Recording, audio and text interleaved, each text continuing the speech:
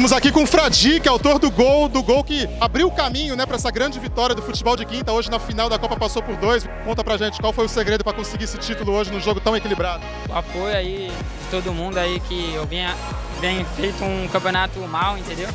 A confiança do professor Cello também, aí pra ter me colocado e eu pude corresponder ao alcance. Vai dedicar para alguém esse título? Vou pro pote, o meu tio, Fábio. Parabéns para você e para toda a equipe do futebol de quinta. É nóis, obrigado. Estamos aqui com o Vini, capitão do futebol de quinta, acabou de conquistar o título da Copa Passou por 2. Como é que foi aí ganhar esse título tão importante da Copa Passou por 2? Um campeonato bastante disputado, né? Tá chegando aí na sua segunda edição, na sua segunda final. Conseguimos ser campeão de forma invicta, né? Um time que não estava entre os cotados a título, né? Teve umas 3 final antecipadas, a gente não estava lá, mas a gente chegou com calma, pé no chão, como campeão aí, né? E você eleito o craque do campeonato. É surpresa, né? Não é sempre, nem esperava, mas tá bom, agradecer a Deus aí, o pessoal do Passou por 2 e parabéns pela organização. Parabéns para você e para toda a equipe do futebol de quinta pelo título. Obrigado, Will.